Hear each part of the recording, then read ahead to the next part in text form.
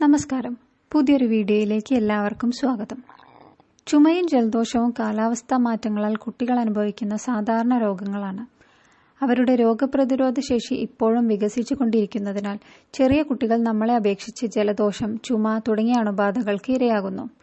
കുഞ്ഞുങ്ങൾക്ക് എപ്പോഴും ഇംഗ്ലീഷ് മരുന്ന് കൊടുക്കുന്നതിനേക്കാളും നല്ലത് പ്രകൃതിദത്ത പരിഹാരങ്ങളാണ്. അതിനായി നമുക്ക് ചില വീട്ടുവൈദ്യങ്ങൾ നോക്കാം.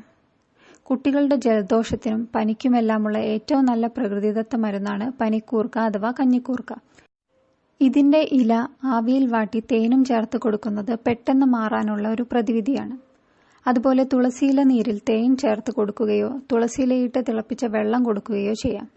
തുമ്മൽ പോലുള്ള അലർജികൾ ഒഴിവാക്കാൻ ദിവസവും രാവിലെ 2-3 തുളസി ഇലകൾ കഴിക്കാൻ കൊടുക്കുന്നത് നല്ലതാണ്.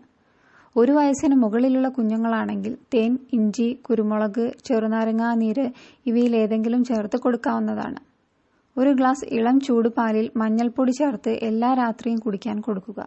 ആന്റിസെപ്റ്റിക് സ്വഭാവമുള്ളതിനാൽ മഞ്ഞൾ ചുമ, ജലദോഷം തുടങ്ങിയ വൈറൽ അണുബാധകൾക്കെതിരെ പ്രവർത്തിക്കുന്നു. തൊണ്ടവേദനയ്ക്കും മൂക്കൊലിപ്പിനും ഇത് തൽക്ഷണം ആശ്വാസം നൽകുന്നു. കൂടാതെ കാൽഷ്യം സമ്പുഷ്ടമായതിനാൽ പാൽ നിങ്ങളുടെ കുട്ടിക്ക് എനർജി നൽകുന്നു. ഇനി ശ്രദ്ധിക്കേണ്ട കുറച്ച് കാര്യങ്ങളുണ്ട്. അവ എന്തൊക്കെയെന്ന് നോക്കാം. എല്ലാ പരിഹാരങ്ങളും ഒറ്റയടിക്ക് പരീക്ഷിക്കരുത്.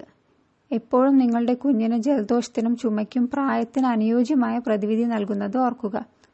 ജലദോഷമോ ചുമയോ അവഗണിക്കരുത്. ഇത് ന്യൂമോണിയ പോലുള്ള ഗുരുതരമായ കാര്യങ്ങളിലേക്ക് നയിച്ചേക്കാം. കടുത്ത പനിയെ ഒരിക്കലും അവഗണിക്കരുത്. കുഞ്ഞിന് അലർജി അല്ലാത്ത പദാർത്ഥങ്ങൾ നൽകാൻ ശ്രദ്ധിക്കുക. കൂടാതെ മുറിയിലെ താപനിലയേക്കാൾ തണുത്ത ദ്രാവകം നൽകരുത്. പച്ച മ്യൂക്കസ് പോലുള്ള അസാധാരണമായ എന്തെങ്കിലും ശ്രദ്ധയിൽപ്പെട്ടാൽ ശിശുരോഗ വിദഗ്ധനെ സമീപിക്കുക. ഈ വീഡിയോ നിങ്ങൾക്കിഷ്ടമായാൽ ലൈക്ക്, ഷെയർ ആൻഡ് സബ്സ്ക്രൈബ്.